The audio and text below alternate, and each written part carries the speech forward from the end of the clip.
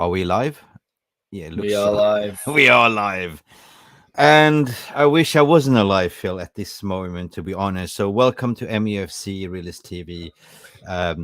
We are here, win, lose, or draw. And it's not always easy, does it feel like, when we lose a game, No. especially in this matter, you know what I mean? But we are here as a therapy session.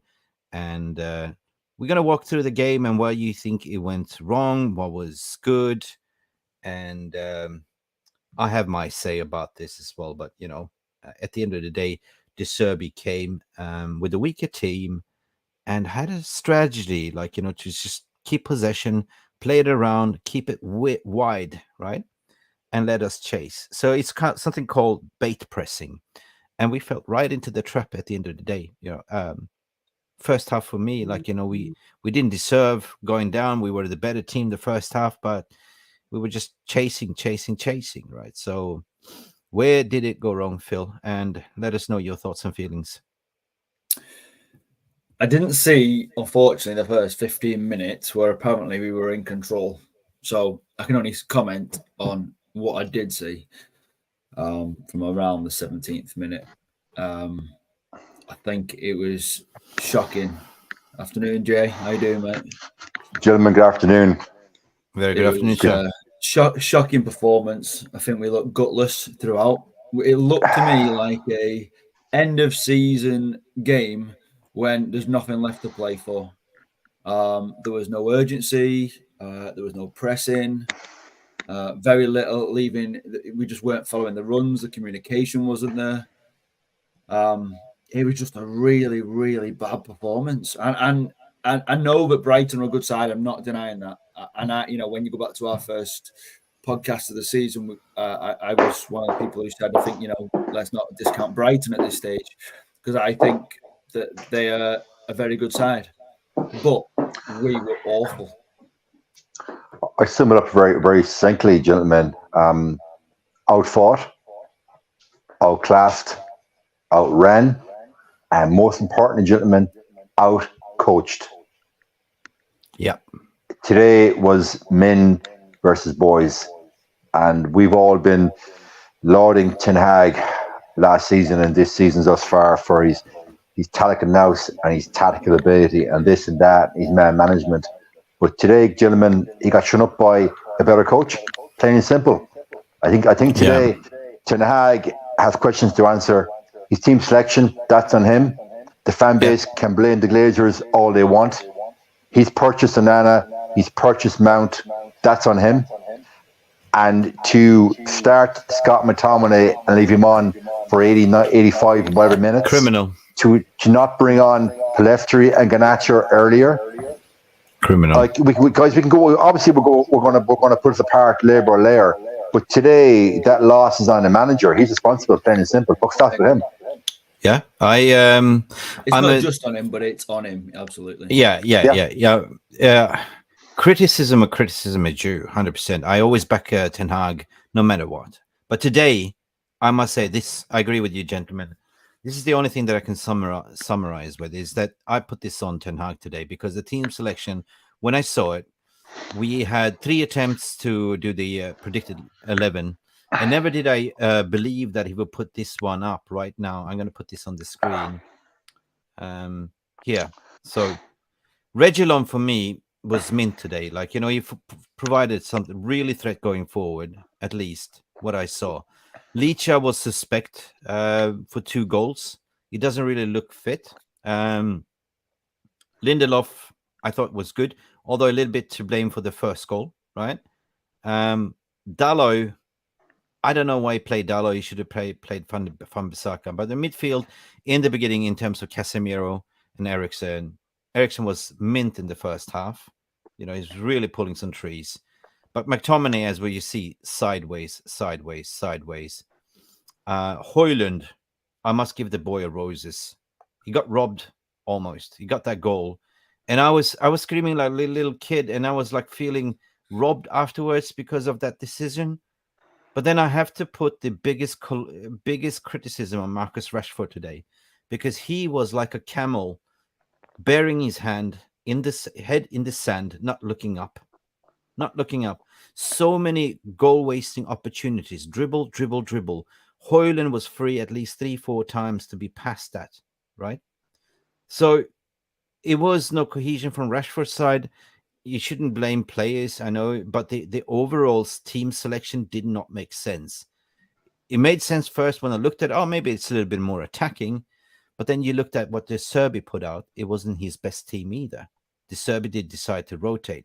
But what De Zerbi did was bait pressing. We fell into the trap. We fell into De Zerbi's trap. So all they do was keep it wide, gentlemen, and just passing it around. We lacked the width. We kept it composed narrow. Rashford is cutting inside. He doesn't offer any width. We didn't have a right winger because Bruno also cut inside. So I would have seen something different in terms of the lineup, gents. What do you reckon, Phil? Yeah, I think, we discussed our lineup the other day. Obviously, part of our lineup included Amrabat, and obviously it was a bit of a shock when we found that he wasn't available. A little bit of a shock because obviously he hadn't played for Morocco or anything. But I just, when you saw McTominay and Casemiro, part of you went, okay, he's done all right for Scotland. Let's see what he can do. But nothing. We didn't want to see Bruno on the right. We just didn't want to see it. We joked about the fact that he played well for Portugal out there the other day. Getting a couple of assists and stuff. But we've just not got. We just looked outclassed. And Rashford was. He had chances. Some you give him a bit of a pat on the back at times, saying, well, at least he was making an effort. But he was making an effort, but making wrong decisions when it came to the final third. Sometimes, if he'd got that shot off, which would have been on target, where he ducked inside, dropped the shoulder and curled it, would have been fantastic. Would have been screaming Rashford, screaming his name. But it just felt a little bit like, I don't know. We just looked void of decisions we couldn't make. We didn't know what to do. They just passed. As soon as they won the ball back, which was not difficult for them, they just passed it around. Until we were, what annoyed me most about the first two goals, they were so similar. They were just ran from sort of like where you've got Casemiro on the screen, waited, held the run, and almost just tapped it in.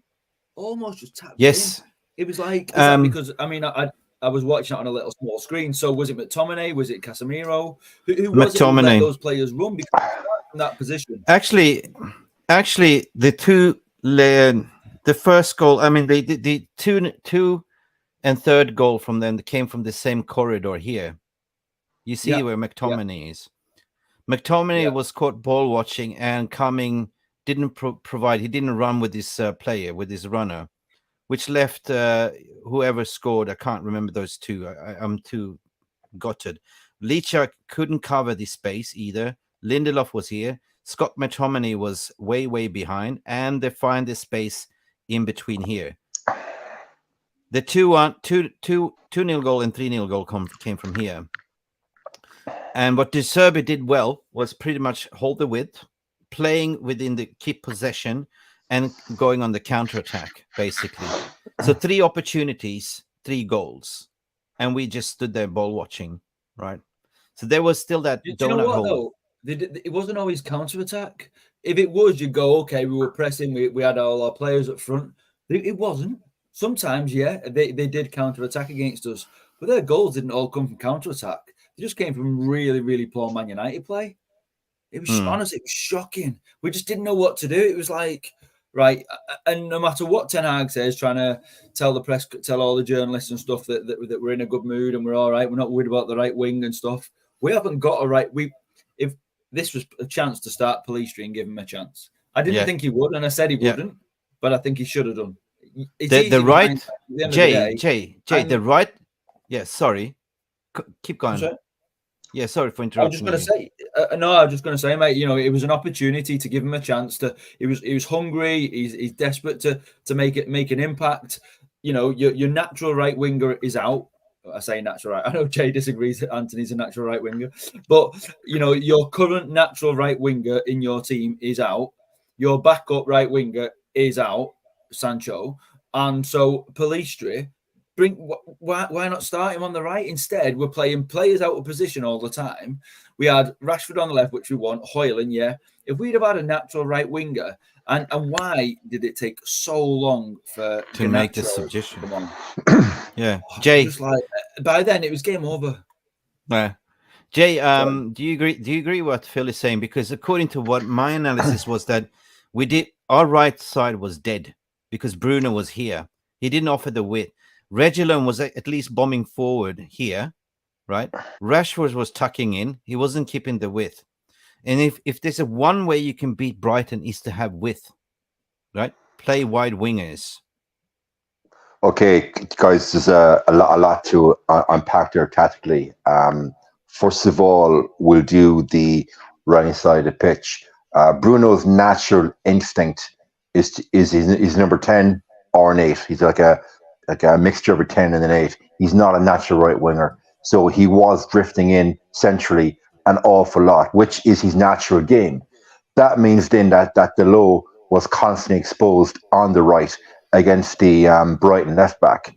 The Brighton left back was whipping down the line. The amount of times the Brighton left back skinned Casemiro and Daly saved our bacon today was quite phenomenal.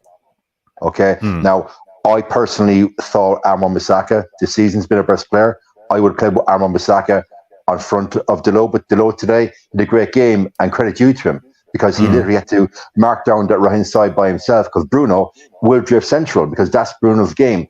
So that's the first issue today, starting Bruno on the right. I agree with Phil wholeheartedly. There's no better place to start Palestri than today at home against a team like Brighton that will give you width, because centrally they're going to control the midfield. We know that. And once you start your Scott McTominay beside Casemiro, that is giving the impetus straight away from the off to Brighton. From the off, you knew it was going to happen, guys. And you saw McTominay beside Casemiro. That was written in the stars. Now, we're 3 fans here watching the game 25, 30 years. We don't have UEFA Pro license, and we can see that. So what game was Ten Hag watching? Just to further develop the point on Scott McTominay, I thought he was culpable for 2 goals.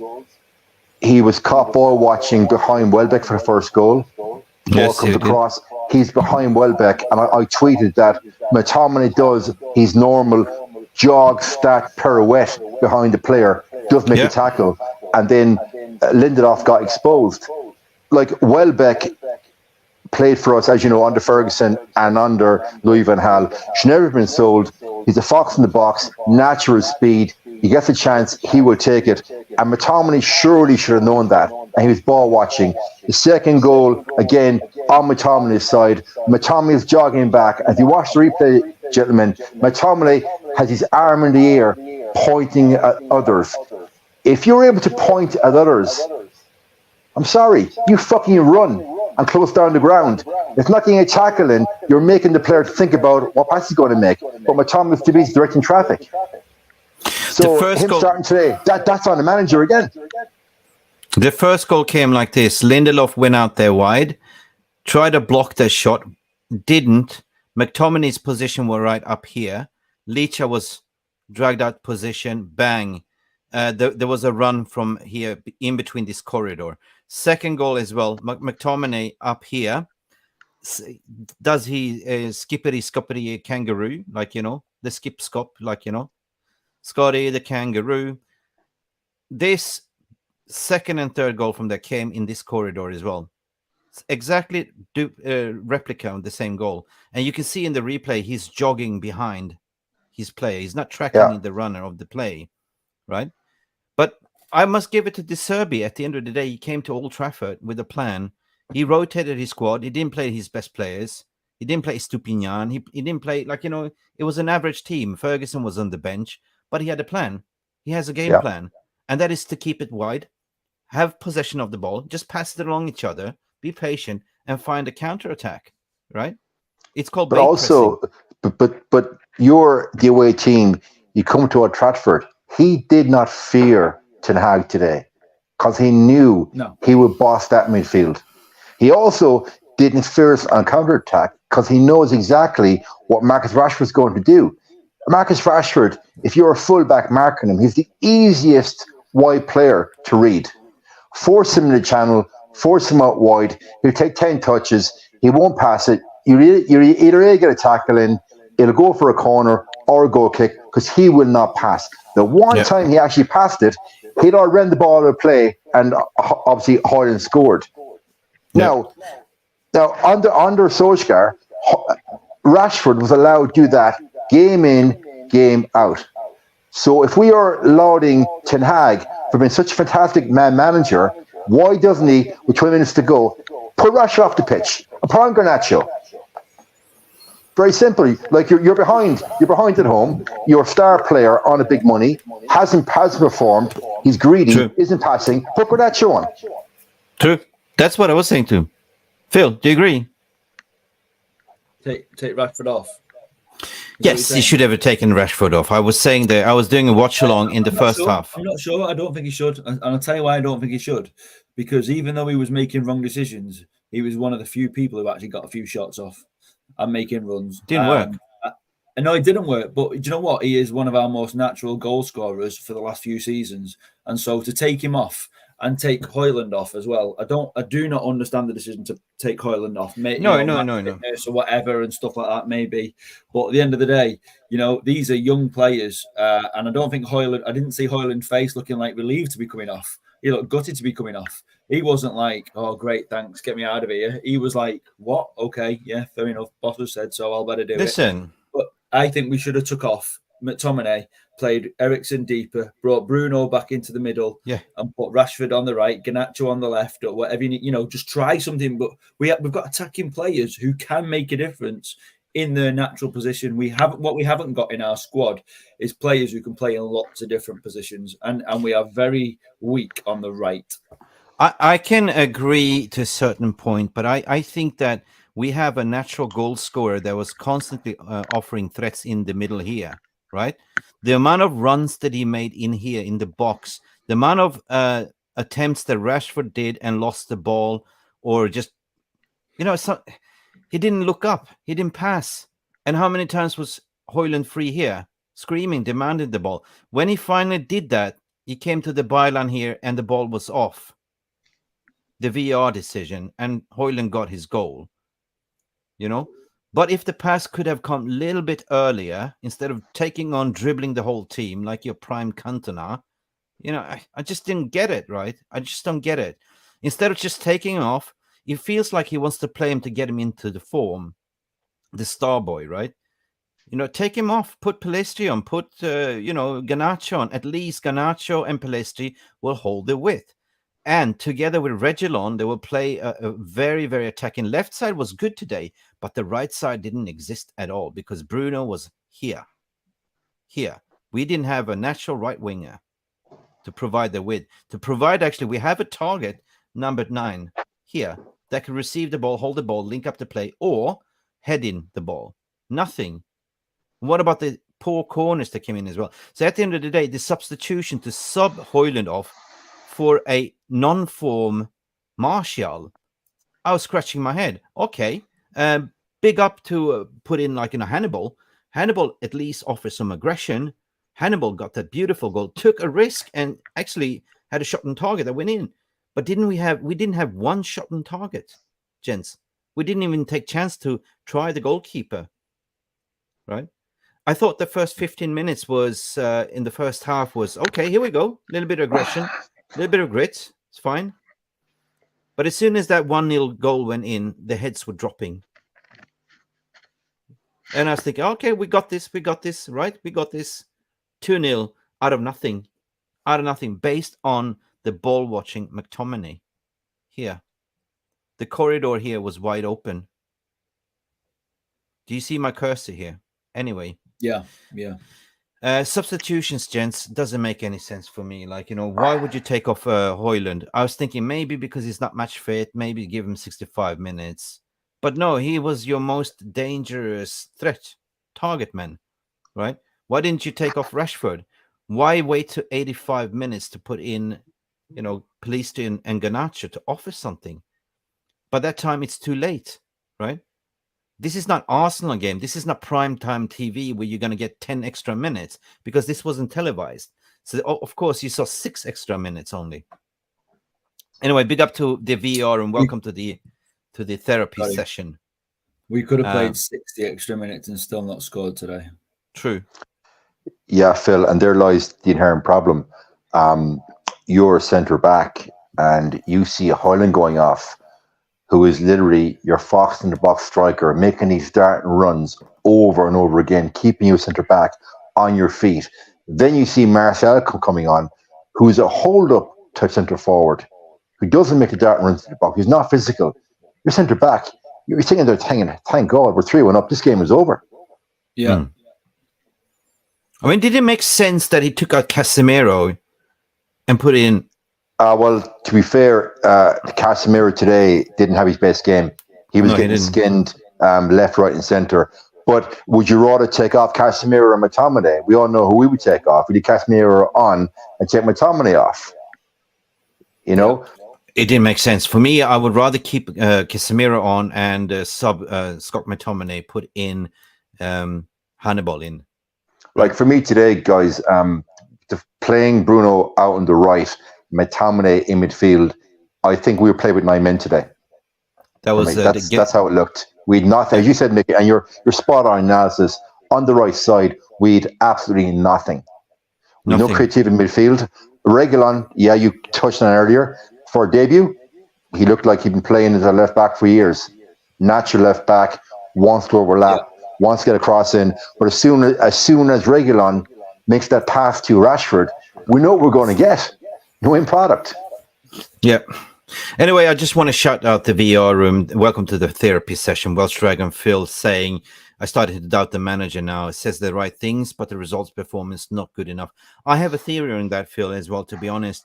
I think he should go drop his current tactics that he have in his mind now, because what you see, he's trying to implement a different style of play than last season. It's not working, not with his personnel, to be honest. Just go revert back to the safe mode. Can I ask? Sorry, go on. Sorry, yeah. No, I just gonna we have to pay attention to the VR room. Ivo Bosic, welcome. Simon Heron, welcome. We hear you, Simon. How you feeling today? Welsh Dragon, we shouted you out. Jonathan Borg, hi guys, how you doing? Billy Connolly is also here. Kev McGee is also here. DG Superfly, welcome. Kevy Fan TV, welcome. Guys, if you want to call in later on, express yourself. MVP gamer skills is here. Mentality, all bullshit excuses. United casual fans have been using for years. The simply ability wise are not good enough. Nothing to do with mentality. Brighton were chilling. Yeah, they were in cruise control by the looks of it. Yeah, Phil, go ahead. I'm just going to throw. I mean, you can't talk about the past, but I do want to ask a question to both of you. Do you feel some of the goals that we've conceded, I'm talking about conceded, this season, we wouldn't have conceded with De Gea in nets? I'll go first because I know Mick's a massive fan of Banana. Yes, 100%. Today, the second goal today, De Gea is already diving. Yeah. Just as that shot's taken. De Gea saves that, no question. Yeah. I think at least 3 of the goals conceded thus far, not including today, De Gea saves. 1,000%. De Gea was driven out of this club by social media witch hunt by FIFA fanboys. Yeah.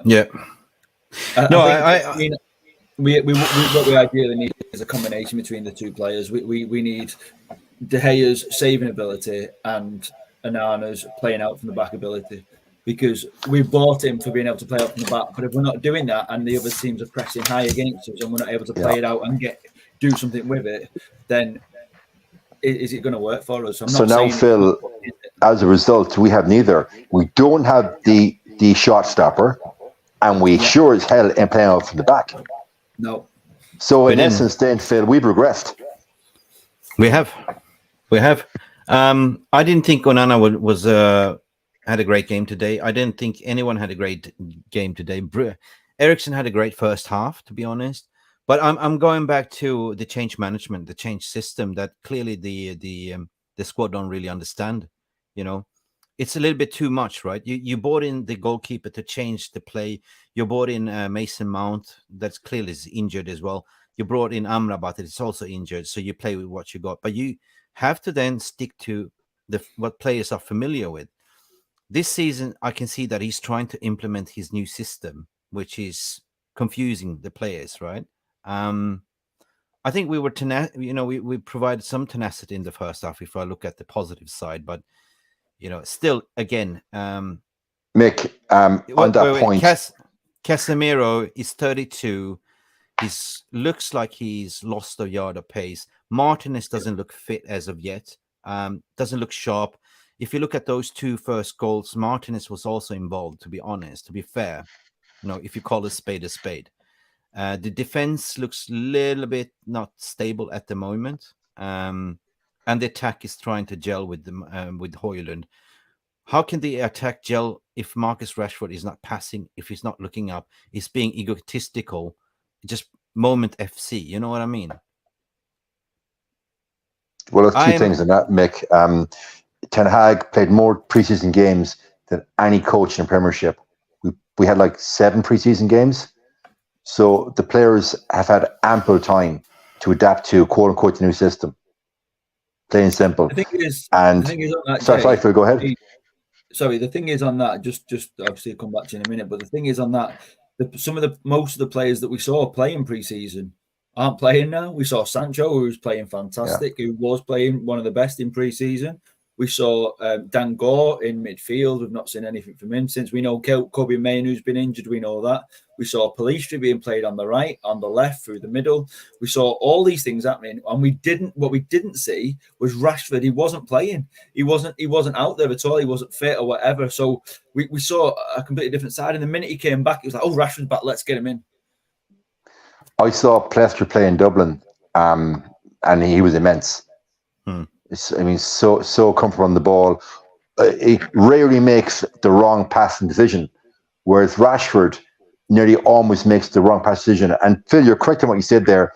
It was like, oh, Rashford's back. We got to play him. We got to get him in. Okay, he scored that lovely goal against Arsenal, but thus far this season, that's all he's done. Yeah. But today, I feel I know you don't agree, and that's totally fine. But today, I would have made an example of him taking him off. We're 3-1 down at home. I would make an example. I would too. And I was on a watch along. I mean, I completed my first watch along for the first time. I made it through with Poppy, and he had 30 seconds before me stream, so he was screaming right before. So I knew what was going on anyway. But I was saying in the first half, take Rashford off, please. It's not working. It's not working. And the reason per se, I don't know. He was simply not looking up. That's the thing. He's tried to do what he did under Ollie, like, moments, individual brilliance, trying to be the hero. It simply wasn't team cohesion, team play style. So what I was missing at the, is the way you beat Brighton is to provide the width, 100%. But why didn't he take off Rashford? Why didn't he take off McTominay? So I put this on the manager. The substitution were wrong. The team selection didn't make sense. But he jinxed it. And I put a tweet also that De Zerbi jinxed it as well. But De Zerbi didn't jinx it because he had a game plan. Ivo Bosic, welcome. Our best player preseason was Sancho, followed by our youth team players. I was glad Hannibal got a goal at least. Yeah, absolutely. Play Hannibal. At least there's some aggression and a willingness to play. Jay, I mean, would you bench Rashford? Would you bench one of the senior players to put in some youngsters in? Personally, I would. What are we now? We're 5 games in, 2 wins. Yeah. So it's not working. So I think you got to make an example of a so-called senior player. And for me, people are going to say, Jay, you're anti-Rashford. Well, maybe I am, but I can only base it on what I've seen. I put him on the bench and make him earn his spot back, and show to Rashford and Bruno and everybody else there's no player infallible. Like say, Jadon Sancho is off training with the kids because of his indiscretions and his lack of ability to set an alarm clock, and not apologize to a manager. So why can't Rashford be an example of for 2 games? VR team, welcome. We are feeling hurt. I can just imagine people that spend thousands of dollars flying over to potentially watch this game. You spend a lot of money. I'm not talking about the match-going fans, but there's also fans coming all over the world to watch a certain game, and you witness this, right? I saw the camera panning out to the crowd, and I was like, I don't want to see the social media after the game. There was a lot of people standing like this, like with arms crossed and with this sour face. I get that. And I can see the headlines now that they're going to question Erik ten Hag, but rightfully so. I think you can criticize whether this team selection is wrong when the balance is imbalanced.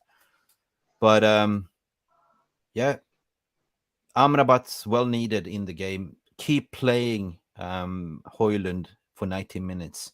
Why did you take him off in 65? I don't get it, right?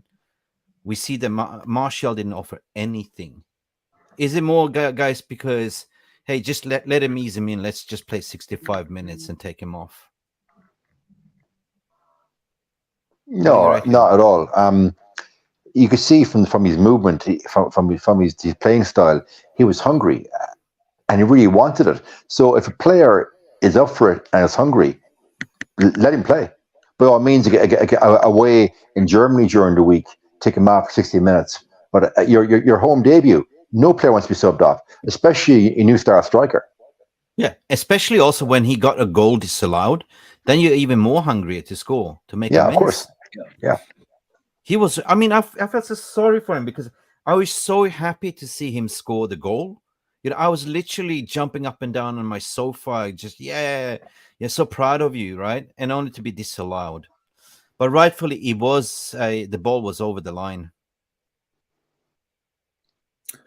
I couldn't quite tell if it was fully over or not. Match of the day, you usually do a great sort of visual where they pan over the top and they bring the lines down and it show whether it was or it wasn't. To me, it looked as though it wasn't, but as I say, I was looking on a small screen. It looked about like 98% over, and I am clutching at straws, but I do feel. But you know what? The only reason I wanted that goal to go in, apart from it might have changed the game, is Højlund deserved his goal. But at the end of the day, we didn't look like scoring after that at all. We didn't look more open. You were seeing like the 80th minute, 82nd minute, and we're just like passing it around the back, just passing it across the side. It's just like, where is the urgency? Where is the effort to play a ball forward or look for a nice, great through ball or something? It was just like, it's like we're in the 10th minute, the way we're playing with 10 minutes to go at the end. I couldn't understand. I think that let's win this. I mean, people are more educated when it comes to football nowadays. Even the VR room can see, like you can lead a blind man to the water or whatever you call. How do you say it? Yeah, there's a saying. Even Jacko is saying, no right winger. So everything went through Rashford. And Rashford didn't even look up. He didn't even offer any crosses or anything like. So, I don't know. He had one shot on target. Man to water, but you can't make him drink. Yeah. True then. And then ironically, the one time he does pass it to Højlund, the ball's out of play. Yeah. Ironically. Yeah. It is what it is. What you guys are saying here.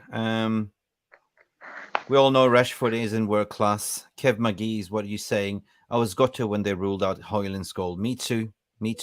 Absolutely off. But we are here as a therapy session, as a community, because can we see anything positive out of this game instead of being negative? I can see the first half. I said we didn't deserve this. Right? I didn't think the first half was bad. I think we were quite aggressive, to be honest. Second half, pressure's on. Ten Hag team talk. He should have made the substitution then. But he has some weird in-game management when he does 65 and 85. And what are you going to offer in 85? Right. Half-time, substitution, it's not working. Bring them on. Yeah. Why wait 65 and 85? What can you possibly offer from 85 minutes, Jay? Well, clearly not a whole lot. And you're Palestri and Garnacho, you're the two wingers. You guys need probably a 10-15 minute warm-up before you even come on, so that when you get the ball, you can sprint and run at your fullback. And you're clearly, Ten Hag sees a 65, 85. That's just his thing. So we've gone from manager and Solskjaer that just would not make subs to a manager that makes subs structurally at defined time limits. And as Phil said, Mourinho, on the other hand, it's half time. He's got 5 subs. He put on 3. Paul Toolin saying, thank God Ireland is playing today. Big up, Paul. Welcome to the chat. Big up, Ireland, Paul. Big up. Easy win today. Easy win. Easy win. Montana Prime, Eric Ten Hag favorites deliver again. Yep. It is what it is. Kenny Fan TV, Regularn was the only one positive. I think Regularn was actually quite good. What do you guys reckon? I think were we not after him during the Solskjaer era? Yes, if I'm not mistaken. Yeah, we were after him for a summer, and then of course Dan Levy, being a quicker negotiator, beat us to the punch. But I liked him today. I'd like to see him play behind a proper winger and not Rashford, but that's not going to happen. Yeah, I'm going to post the link here on the StreamYard link. Come in, have your say. Keep it 2 minutes and let us know what you think. At the end of the day, we're here as a community to share. But I think that, when we signed Regularn, everyone was criticizing, but today we actually saw something positive, and that was going forward. And he did some good interceptions in the back as well. So he saved us a couple of times. I mean, it's arguably say that he looked more dangerous going forward than Luke Shaw. I would agree. He's got good crosses. Yeah, 100%. He does, definitely. But I don't know, man. Where do we go from here, guys? Where do we go from here? Sajiv is here to have his say all the way from Sydney. Good morning. Good evening. It's 3:07 a.m. God, you are the real hardcore fans down under in Sydney. 3 a.m. in the morning. How are you doing? Absolutely outclassed and out-tacticked by De Zerbi himself. I mean, he deserves some standing ovation. Yeah, absolutely, he's a great manager. But we have Eric Ten Hag, and I don't know. I'm not going to call Eric Ten Hag out whatsoever. It's not his fault. It's just we are bad struck with injuries. He's trying to implement a new system that clearly doesn't work, and we bought Amrabat that's clearly injured as well. So yeah, but we have positive things to look forward to, like injured players coming back, like Kobe Mainoo and all that stuff, and Amrabat and stuff. Maybe he's resting certain players for the Bayern Munich game, like Amrabat.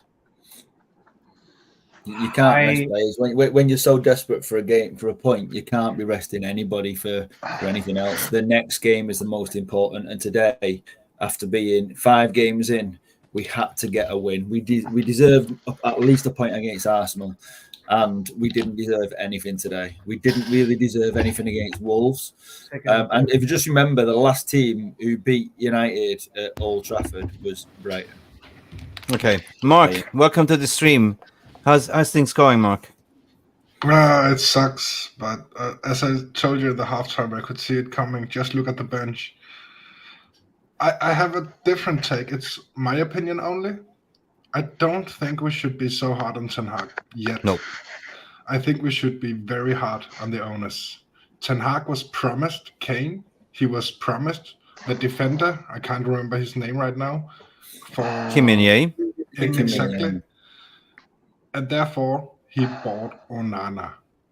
He thought this year we can change our style of play into a more possession type game, fast passing, total football, play as a team. But we have holes all over. The first goal, 100% on Rashford. He didn't follow, he didn't press at all. Therefore, we were one man short all the way down on the pitch. Our midfielders look stupid because they have to, decide, do we go for him, do we go for him? They have no chance. Therefore, they're always one step behind. Everyone is saying they do not track back, but they're 1 or 2 men down every time because we do not have the person on the team to press up high yet. McTominay has no clue. Rashford has no clue. Sorry to you, Swedish guys. Lindelof does not have the football brain to play like this. He's slow when he gets the ball in his passing, and he's like picking up one guy and sticking to him. And that's not how Ten Hag want them to play. So 100%. I have to say, putting Bruno on the right today, I don't like him. It's not his best position, but it's not the end of the world. What we need is a guy like Frimpong. We really need guys with pace in the backs. Ten Hag wants to play with wing backs. Daly is fast. Therefore, he puts him in. He's also offensive. But on the other side today, he was so good. He's not fast, and therefore I don't see him as a long-term thing. But don't be too hard on Ten Hag. Be hard on the Glazers. No. 100%. And we cannot go back to play like we used to because now we have Onana. We have to play out from the back now. Onana is not the gear. He's not a shot stopper. So, yeah. Big up, Mark. You make a very, very valid point. I'm going to come back to you because I'm going to also read out Mark, MUFC fan, super chat. Thanks for your donation. We aren't desperate for points. Bench Rashford. Yeah. Mark, you absolutely legend. You mentioned something very clear and obvious. In order to play the style of football, you need certain characteristics, what you mentioned. Right? Does he have it right now? No, he doesn't. He was after Kim Min-jae. We have a Varane that is kind of injury prone at the moment. We have an aging Casemiro turning 32. There's certainly an aging gap and injury prone players that simply cannot play that week in, week out football that he demands. So you have a point. I'm not going to be hard on Ten Hag, but what I can say here, I'm hard on the in-game management and the team selection today. Because at the end of the day, you play at Old Trafford, but we fell into the Zerbi trap. How is that possible? I agree. Rashford should have been subbed after 10 minutes today. He really should. Yeah. As soon as we saw he did not want to press, just take him off, give him it's not good for the team at all. All right. But I agree, Palestra should have been on much before than when he came on. 6 minutes is nothing. He should have had at least 40 or something. Question. How do you, if you're Ten Hag right now, what would you do moving forward from here? There are two ways you could go. You could either go by what he did last year, try to make a solid defense and live up moments, or you can try to implement actual football strategies and write the season off. And I'm not sure what he will do. What do you reckon, Jay? What would you do differently if you were Ten Hag moving forward? Bench Rashford, not play Scott McTominay in the United side pretty much ever again. And I would give Garnacho and Plestri their head. At least we know those two, they will supply Højlund with ammunition. And never again play Bruno Fernandes wide on the right. No, 100%. You? It's that simple. Standish, what do you reckon? Yeah, I agree with Jay. I mean, we've I think we spoke the other day. We've seen what I think is one game where Bruno was providing assist from the right. He's obviously not his natural position. We saw he did it for Portugal, as we say, but apart from that, for us, it just doesn't work at all. We need a decent right winger. We've got someone in Palistri. We pay the money for him. Let's see what he can do. Let's give him a chance. Our next two games are big and done is Bayern Munich away, where it's now massive. Expecting us to get absolutely nothing from it whatsoever. Underdogs. If we can turn up, and that could be the start of our season. You know, we could just say, right, this could be the moment. I'm not saying it will be. I'm saying it could be. But straight after that, you've got Burnley away, which is not going to be an easy game. They're going to be tough, Stoke style, battling, bringing the muscle. And at the moment, we just seem to get knocked off every single ball. Casemiro is looking aged. I said this at the very beginning of the season, in pre-season. Eriksen's looking off it. We have got everyone saying, some people are saying, somebody said before that Ten Hag's brought 9 players in. What's it going to take? He's got an aged squad.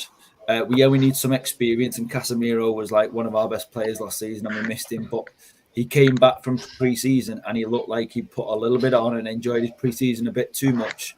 And for me, at that age, if you know you've got like 1, maybe 2 good seasons left in you, just stay professional. Okay. He clearly had not stayed athletic enough, and he's missing the pace off this game. He's run round. Right. I have people queuing up in the green room here. So quickly to you also. I got to swap, so keep it fresh. What do you reckon? I mean, for me, when you say something that we are waiting for the kickoff moment, it brings me back to Ole Gunnar Solskjaer season when we brought in Cristiano Ronaldo. We were waiting for that moment, but we never kicked in the season, right? It was kind of poor. So, G, what do you reckon? I mean, will it be a turning point? Do you see any positives, like in moving forward? From today, the positive I see today is regular in Highland. So, G's question. Sorry, apologies, because I got to get off anyway, guys. So, Jay. Okay, so, go Jay, ahead, what do you think? No, drive on, go. That's fine. That's all good. Yeah, I think moving forward, yeah, I have to agree with I agreed on Jay with this one. So yeah, I think you got to bench Rashford for this one. I mean, 3 consecutive games wise, he hasn't been really convincing for me. And yeah, I mean, Ten Hag needs to sub his players on time, and yeah, if he really wants to really turn his teams around, I mean, at most, at this moment, he needs to give his players a really quick head dry treatment. Yep. Welcome, Kishon, to the stream. What's on your mind, my friend? How are you feeling? Tell us. Talk to what's us. up, guys? Hey, what's up, Kishon? Where are you from? I'm from Jamaica, but I live in New York. Jamaica in the house. Yeah. Big up, brother. So I was just searching on YouTube to find a fan channel to express my views. So I found you guys, so I'll definitely subscribe after. We can. I mean, so much to take away from this game, you know. For me, I bring it back to the preseason. I think, you know, we had a poor preseason. Normally when you are prepared to fail, you fail. I mean, I think the saying is you fail to prepare, you prepare to fail. And you know, the preseason didn't help us coming into this season. We made 5 signings, and I mean, I look around the Premier League at teams that have made signings, and all of them has made like improvements to the team. Madison, Ward-Prowse at West Ham, you know, Doku today scored a goal for Man City. You know, you have Guardiola playing at Man City, and Faust is like, we sign at least 2 injured players in Hojland and Amrabat. Not saying that we shouldn't have signed them, but it's like you're looking to make improvements and start the season strongly compared to last season, and you know, we're yet to do so with the players that we've signed. And you know, for me, I look at the manager and has he made improvements to the current crop of players that are at Manchester United, such as the Rashford, such as, you know, Martinez. For as good as he is, he still has certain deficiencies, and you know, we saw that today. And there are certain games where Martinez, as I said, as good as he is, he still has some things that needs to be worked on. You know, we played Daly today. Should we have played Daly? Should we have went a bit more defensive on the right hand side, playing with Mitoma playing against us, and just the shape of the team overall in terms of the formation. You know, at one point it looked like a 4-3-3.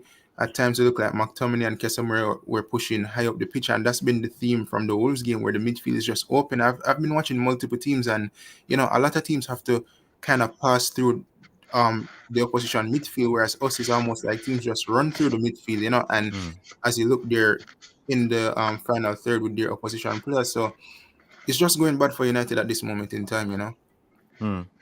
Yeah, big up, mate. Any questions, Phil? Do you agree with what Kishon is saying here as well? I mean, the midfield is where you're winning games. As soon as I saw that lineup, I said, this ain't going to work, right? That's why we need an Amrabat in, because Amrabat is brought in to play the Casemiro role. Casemiro has lost his legs by the looks of it. He's not fit to play every single game. What we saw was we saw Hannibal coming in and making a bit of a difference, not just because of his goal, but just his effort and his tenacity. And that's what youth brings you, because you're on to prove something. You're out there to make a difference. Go and show us what you can do. That's the simple line from the manager. Go and show us what you can do. And I think the sad thing is, for whatever reason, whether it's because of money, pressure, you spend this money, you got to play the player. I don't know. At the end of the day, you know what we're not seeing is what Ten Hag's seeing in training. We don't know if Rashford's had an absolute stormer of a training all week, knocking him in left, right, and centre, leaving players on the ground, playing absolutely fantastic. Yep. If he is, then as a manager, you naturally go, yeah, of course you deserve your start. You play fantastic. Let's see that going into the game now. Somebody said about bringing him off after 10 minutes. You're not going to make a sub after 10 minutes. It's just, at the end of the day, you've got limited subs, and you've got to give longer than that for whatever reason. I can see different things. Yeah. Yeah, absolutely. But I just, I think, you're just not going to see Rashford benched at this moment, when you see that we've got a couple of players who are struggling for ability, for fitness. Okay. It's not going to happen. All right then. We have a lot of people lining up to come in. I will thank you, Mark. Thank you for coming in. I have to replace you with another, if that's okay, Mark. Thanks for having me. You're welcome. I will add Noah to the scene, and I will also speak to D-Hub United. How are you doing? Can you hear us, D-Hub? Yeah, I can hear you. Big up, Mick. Where are you calling from, my friend? Big up, Jay. I'm calling from Canada, New Brunswick. Canada, the great Maple Leafs. How are you doing over there? Oh, we're good, guys. I'm not a Maple Leafs fan. Yeah. Listen, question to you, mate. Yeah, no worries. All right, you can put yourself on mute, and I will ask Noah. How are you doing, Noah?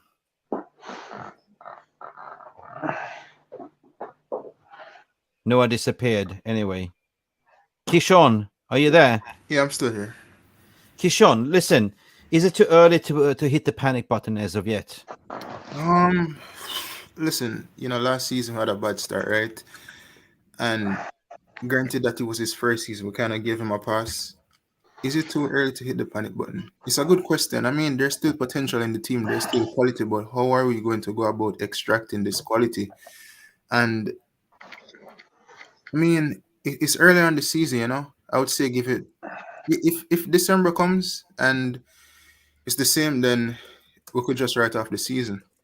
As of now, I'm expecting a turnaround. There must be a game where we'll have a wake-up call. There must be a game where the players will look to turn things around, and hopefully this is the game.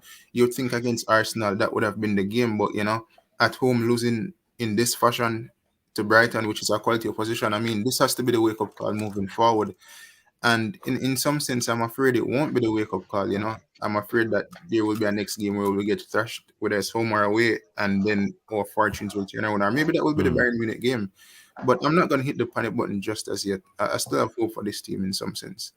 Well, big up, Kishon. Listen, mate, I think moving forward from here, barring that we see players coming back from injury list, we have Kobe Mainoo, we have... who else? Rafael Varane is coming back. Amrabat we have, as well. Amrabat as well. It's going to be a totally different team. So I think that Ten Hag has been scraping the barrel at the moment and just played with what he had. D-Hub, are you still there, my friend? Oh yes, I am here. I'm here. Yeah, big up Canada. Listen, talk to us.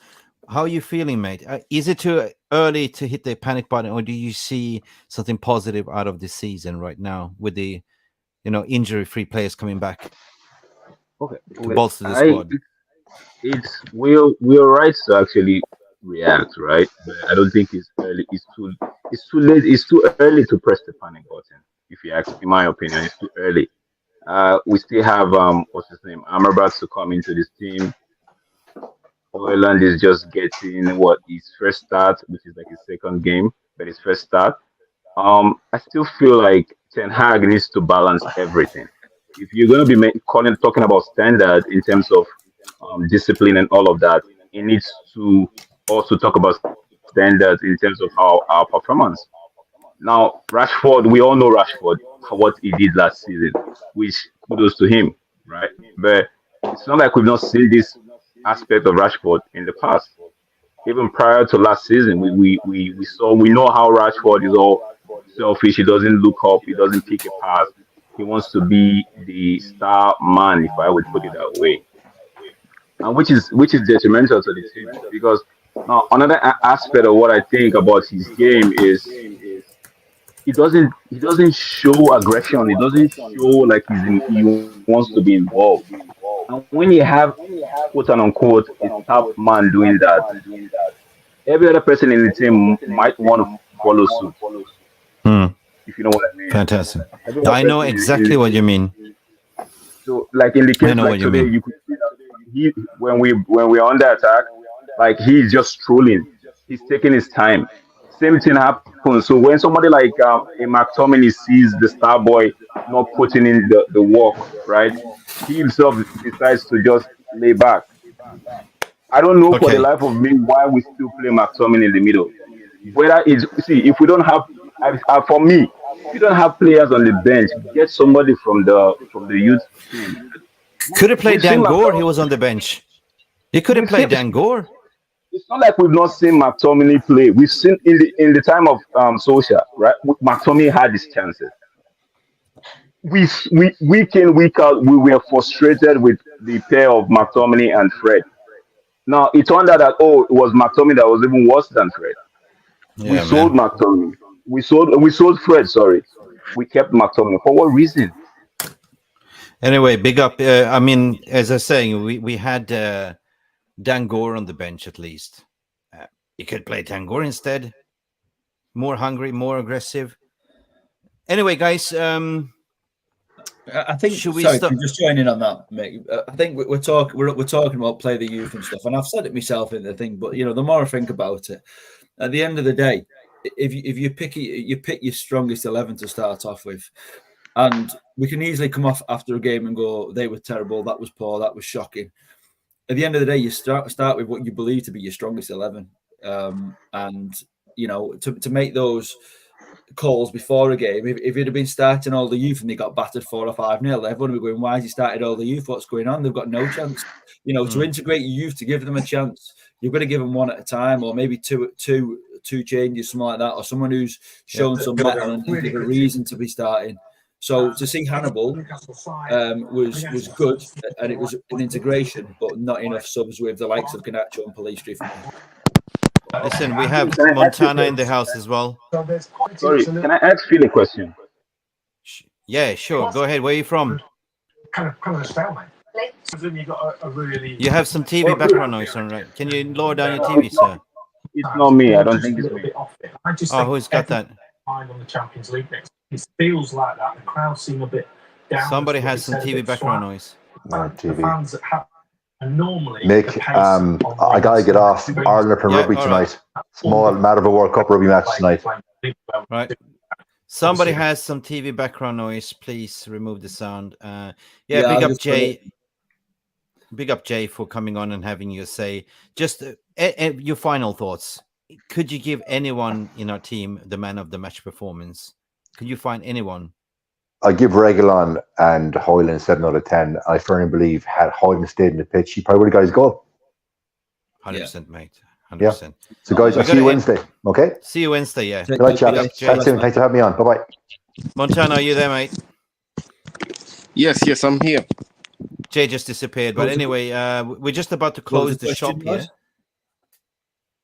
Oh, okay. Can you hear me? You had a question, Nick? Yes, What yes. was it? Oh yeah. what was Phil, I have a question. Did you think if we had, let's say, for like you say, don't start the kids, right? Do you think Gore would have done anything different than what McTominay did? I think with hindsight, it's easy to say that because we saw what Gore can do in pre-season. Yeah. But I think what we mustn't forget is that this is Brighton, and go back 3 or 4 years ago, you're like, who's Brighton? But they've really been making strides in the Premier League in the last few years, and they're not a side to be underestimated. They're not like a bottom of the league. I'm not like Luton, who you would expect us to roll over, although not at the moment the way we're playing. But you know, if it was someone like that and this was the result we're talking about, then absolutely we've got to know it, nothing. But this is Brighton, who are playing well, who beat Newcastle 3-1 last week as well, who scored 3-4 goals on average, I think it is, for most of the season. They're playing really good football. They're obviously a big side who people are believing in, because Ansu Fati and other people are just signing for them because they can see that they're going somewhere and doing something. So your question on Dango, yeah, would he have made a difference? Perhaps. But would you have started him above one of your first 11? Probably not. Phil, let me just add something about Brighton. Fair enough. 3 years ago, with the new owner, is taking his time to implement a culture, implementing a playing style, a project, appointing the right manager. The best thing that happened to Brighton was actually Potter leaving and appointing De Zerbi, because they're playing really, really good football at the moment. Their recruiting strategy is going to the grassroots. Pick up players for £5 million and selling them for 100, like Casado, like McAllister's and stuff like that. It doesn't have to be world beaters, like it doesn't have to be big name signings, but these guys have potential. They have a hungry heart. They come from a poverty area, stricken area, where they only know what playing football is the way of life, and this could earn your strides. Our players are getting paid like big bucks and feeling lazy at the moment, right? If you're getting paid 200 quid a week, you got a contract for 5 years. Like Sancho, for instance, like if the rumors are true, you know, either you play as a professional or you just come there, rock up for the paycheck. But anyway, I want to hear from Montana, mate. How you doing? Yes. I'm good. How about you guys? Well, licking our wounds, my friend. How about you? No, I'm good. Me, I'm used to this thing because actually I was speaking in another channel, and I told them like the first game against Wolves, it felt like I was watching Olibo. Yeah, You it know? was. That's why, yeah, and I remember during Oli time, I wasn't really at that time. I was shook because I could see the players' body language. It wasn't there. The same thing that I'm seeing right now. That's why, for me, I know the problem, regardless of what people are trying to say, that it's not Ten Hag's problem. It's Ten Hag's problem, because he took the job knowing that the Glazers are the owners. So you cannot say, oh, he was expecting the club to get sold and whatever. He was supposed to negotiate that before he was going to come in. And all this scapegoating. Actually, you know, before Sancho posted his message and said scapegoating, I didn't really get the point. But right now I get the point what he was meaning. Because we can't really pinpoint all the problems on the players. There's no system. That is supposed to come from the manager. Then look at the players that he's selecting. I don't know what Pelestri has done. Yeah, today he was subbed in, but he didn't really pull any trees. But at the time when Anthony, for example, let us speak. What has Anthony really contributed? He's not a proficient player at creating goals, and he's not a goal threat. So what does he really give us? And just put yourself in a player's shoes, because one thing that we normally forget here is they are playing a game, but it's also a livelihood. So True. just like whatever we can feel like in our normal job, if we are all working in a team, and then you feel like one teammate is not pulling their socks, and then you're not even getting a look in, you log off. Wow. So now players have logged off, most of them. Look at Bruno. Actually, and I'll tell you another thing. I've never been a fan of Bruno ever since actually he came, because the first time when he came, everybody was hyping him up, but most of his goals contribution were penalties. Then on top of that, he has a bad body language that does never rub off well with people. Yeah, Montana, my Go friend, ahead. you absolutely nailed it there, because Yeah. there's something that I'm a big advocate of. You see this, right? Yes. You got to have, you know, if this is Ten Hag's football operation team with an analysis and coaches, Yes. you need to have a link that links everything from the bottom to the top, right? This Exactly. link is broken. You don't have a core value. You don't Yes. have employee engagement. You don't have a belief, right? You Absolutely. don't have competent people that understands what these people are talking about. Yes. A well-oiled machine or any corporation will have, you know, a clear vision and a message coming down all the way from the board down to the mailroom. Yes. When you have that, when everyone is engaged and involved and understand which direction the company is going, then you Yes. have a more happy engagement. That's what called employee engagement and branding strategy. Right now, this has been the club's problem because the Glazers not communicating. They've been appointing manager after manager, like pedigree series, thinking that's paper over the cracks, right? Yes. Thinking Yes. that if we appoint this manager, the fans going to be quiet. They're going to jump on the gravy train. And after 2 years, we sack the manager, get a new one. But Yes. the problem hasn't been fixed. And that is this link and communication up here. That's This true. is what needs to be fixed. Forget about the league table. Forget about this season whatsoever. What you need to focus on is to repair this. Get That's those Glazers out. Get new structure management in that understands the vision of the manager. Appoint the right persons around here. Sporting director, a proper sporting director, not one on the paper like what's his name, John Murtaugh. Yeah. That is just a CV paper over the cracks. He's not a sporting director at all, right? Appoint a right CEO, a footballing CEO. You know. Actually, if I may ask, are you in the UK? I'm not.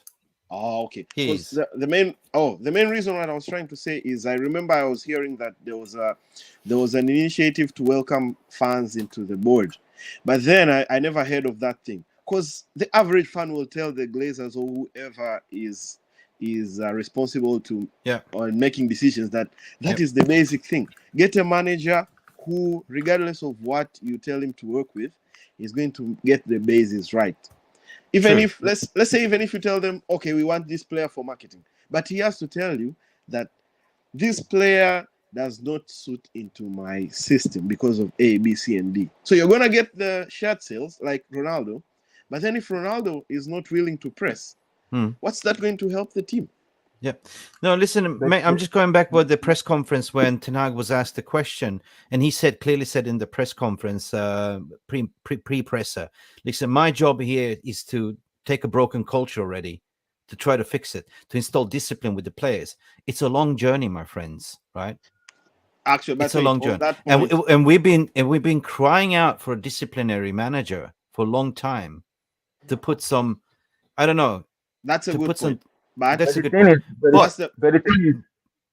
go ahead, Mick. No, I was just gonna land on the rant and the point what I was starting to make, because if your fans think that getting a new ownership in and get instant result, you are absolutely deluded, because change management and any restructuring, any company or organization takes 2 to 3 years. You always have a 3-5 years vision plan where you build step by step, right? Okay, that's good. The first step was to get in the right manager with the right philosophy for him to build a football operation with the right analysis, with the right team coaches. Try to discipline it. But the next step is to everything above that house. You lay the foundation, but it has to go all the way up in the pyramid, up to the top. That's all I have to say. Okay, my point to you is, how is Postecoglou doing that? Because by getting if take City as an example. Just take City as a benchmark. But City took 1 year. Let me land. Okay. Let me land. When you get a Sheikh Yassim, Qatari or Middle Eastern, they always appoint the best in class. There are serial winners. They want to be the biggest, the best. They will do that in 1 year. If you go to Dubai, you visit Dubai this year, you come next year, and you say, I don't remember this building being here. No, because it wasn't. But they built it in 1 year, and it looks absolutely mint. Right? True. But City, on the other hand, nobody talks about the 150 points allegation of, cheating, right? They have no fans, empty head. We know it, right? Nobody talks about it, but everyone wants to slag Manchester United, right? The thing is that we need new owners to come in to work with Ten Hag. We need a proper, take Ajax as an example. The reason why Ajax was successful, because you had that triangle. I'm sorry. I need to just say something here, because go ahead. After what we've just seen, mate, I agree 100%. We need the Glazers out of the club. Cannot deny with that, and we need to rebuild. But at the end of the day, this performance was down to those people on the pitch. They make their own decisions. They didn't press. They don't move. They weren't tackling. There was no energy. There was no effort.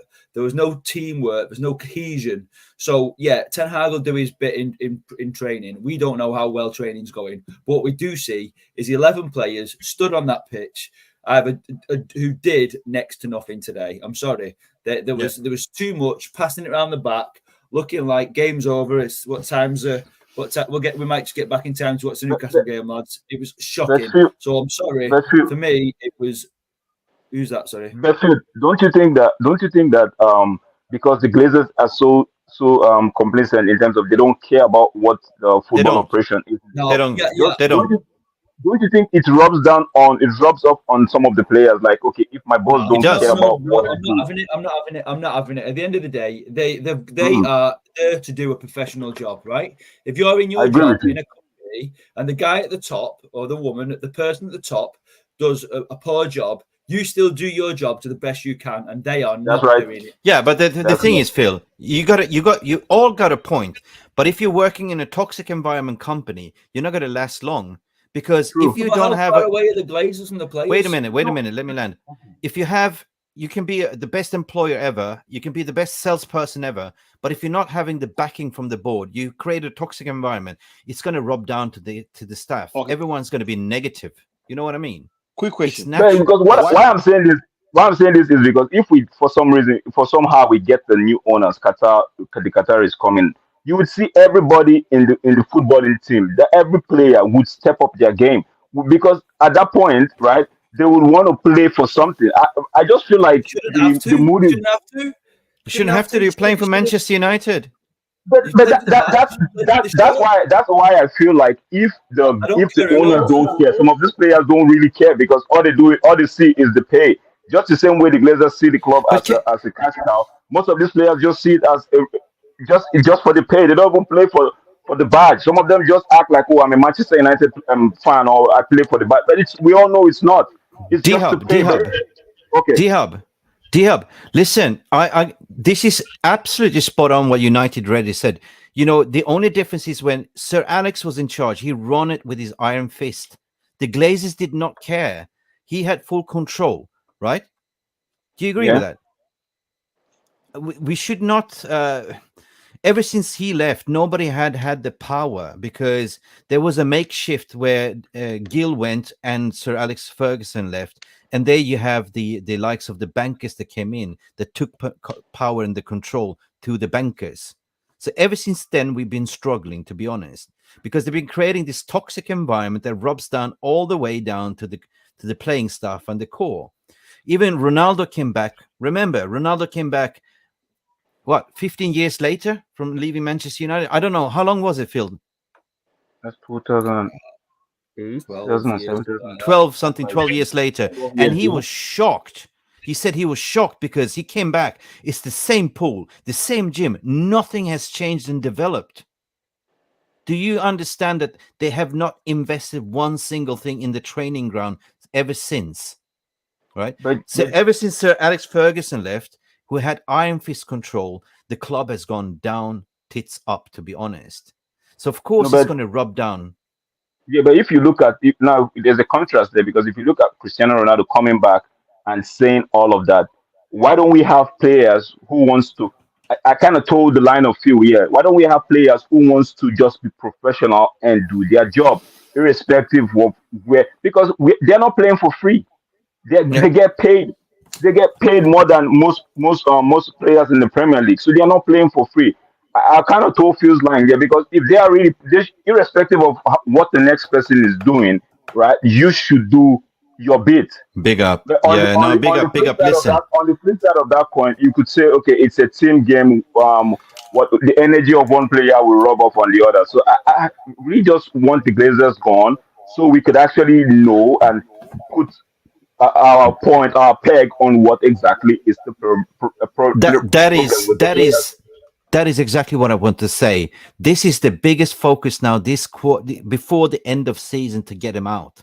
That's what we can do as a fan base. I agree with Mark is saying. Ronaldo actually spoke the truth. He called him out. Ragnick called him out. Where is he now? Truth. He spoke some truth. Well, actually, finally, what I can say is you're holding on to a hopeless thing that will not happen. If you have read the news, they are holding on for 10 billion. And that's not happening. So that's not correct. For a long time. That's not correct. That's media spin. That's just media spin. They're not holding on for 10. I don't current believe the market, club. I don't believe. no, in this current financial crisis, you cannot ask for something that is not even worth 6 billion, to be honest. You know, But what I'm trying to say is, the Glazers own the company. Now, according to the UK law, you cannot force an owner out unless. yeah, but they are there not are they're a Cayman Island registered company. It's not UK. Cayman Island law. No, I don't mean that way. I mean that they cannot force him the same way they forced Abramovich. They have No, of course it has not. yeah, that's what I'm saying. So in that case, there's no mechanism that the owners can be forced to leave. No, it's up to them if they want to sell or not. But they So went that's to the the point. market. They went to That's the why I'm market not- because they're stint. They are broke. I'm not arguing with that. What I'm trying to say is the system of play and the players that we are getting in. That's the manager's prerogative. Because what I was trying to say is there was no need to replace the gear. There was no need to go for who's this? Who else did you Mount? Mount. That money could have been we would have Yeah, brought I in understand. Amrabat sooner and integrated him sooner. Now we are going to have to wait for him to get healed and then integrate him into the system. So Listen, anyway, I truly why- understand. I truly understand. But at the end of the day, guys, before I end the stream, we are not the manager. We are not the recruitment director. We don't pick the team. We are simply fans of the club that we love and we care. And we suffer when we lose, but we're here together to reflect. At the end of the day, Erik ten Hag is not to blame if you look at it. Erik ten Hag's role is to coach the team, to assemble the team. But if he's not getting the tools that he wants from the above, what is he going to do? You know, you cannot cook a soup on nails. You know what I mean? Yeah. You got to cook a soup with the right ingredients. If you look at City, Pep Guardiola says, I want this player. No problem. He gets the player. He gets every single player that he wants. Erik ten Hag, Mourinho, everyone that came in and pointed, I want this player. No, you're not going to have it. I want to have an upsized Big Mac, supersize. No, we're going to give you a Happy Meal with the toy. Are you happy? No. you get my point, mate. So yeah, I do. These Glazers needs to go ASAP. And what I'm saying, a restructure, a rebuild is actually going on right now, but it's happening on the pitch, right? The next step is new owners, new staff, new structure, right? Because you got to have a proper director of football that understands the vision of the manager. By doing so, the director of football will go and recruit the right type of player that fits the mold of that manager, right? And you got to have a CEO that is building that triangle that works in correlation. The CEO is more on the commercial side, but still a footballing brain. Guys, amazing. Don't forget to smash the like on this video. It's been a sad day to be a Manchester United fan, but we're kind of used to it, right, Phil? At the moment, unfortunately, yeah. I mean, I did get a little bit more passionate because I'm sick of, the Glazers absolutely got to go. They're ruining the club. But at the end of the day, the players who turn up on the pitch is the ones who need to be blamed for this. No excuses. We can point fingers at the Glazers. We can have excuses. But at the end of the day, it's the scoreboard that matters, isn't it? That is, the scoreboard never lies. 3-1 Brighton. We should pick ourselves up to Bayern and don't. I hope to God we make a result because Bayern play Leverkusen, they drew. So they are there for the taking as well. And looking forward to meet Harry Kane, eh? Hey! Can't wait. Anyway, big up everyone that came in to have a say. Thank you so much, D-Hub United. Thank you, everyone that's been in the house. Google this. It's been ages since I saw you. How are you doing, my friend? Mick, our manager, got schooled tonight. Brighton fielded their half the main team. Yeah, we played us off the pitch. De Zerbi came with a strategy. Definitely. His tactic works. It worked. Yeah, you got absolutely point. And we spoke about this in this stream as well. But anyway, therapy session, therapy army. Thank you for tuning in, Phil. Thank you for coming on as well. What's the rest of the evening looking for you? What's your comfort food for tonight? I'm going to stick a movie on. A movie? Simple as that. Let's stick a movie on. Let me guess.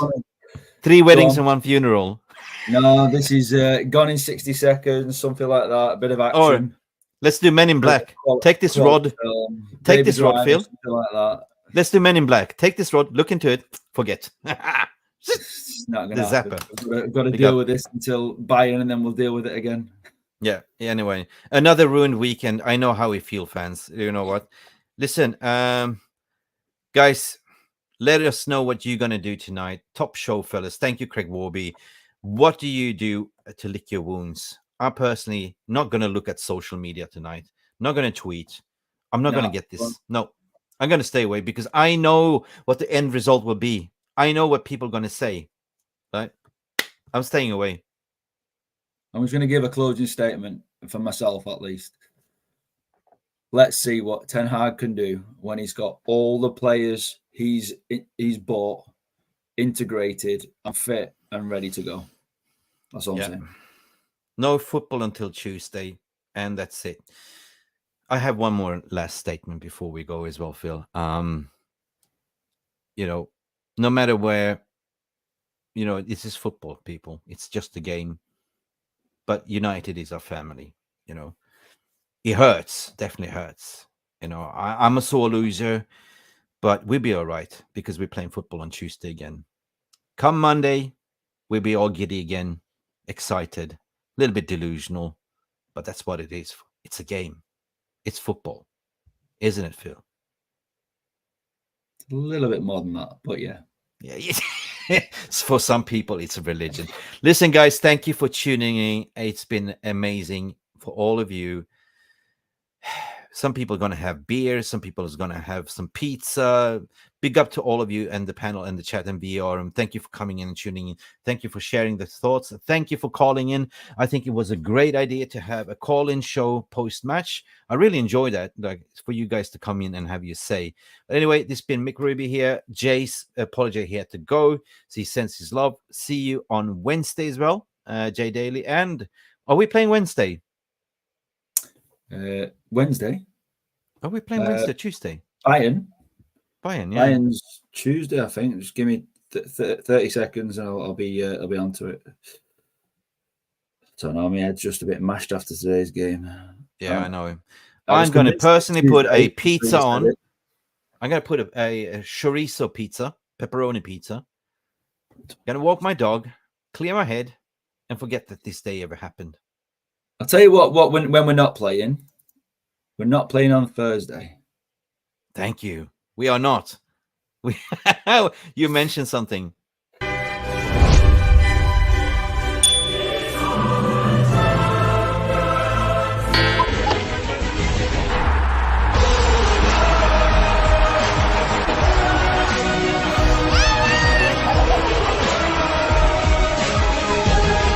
Where's the next year? Istanbul or where? Chelsea fan. Yeah. Book the hotel. Put it in the diary, yeah. They are playing Thursday. We're playing Wednesday. Yes. Book your hotel. Wednesday. I'm looking forward for Wednesday. I'm going to book myself. Anyway, we see you on Wednesday, guys. Thank you so much for tuning in. And please take it easy. Love each other. Be nice to each other on the social. It's been Mick Ruby from Mufc Realist TV. Phil, my lovely Phil Standish. And we had Jay Daly. Good night, guys. Please don't forget to like and subscribe. Good night. See you. That's all, folks.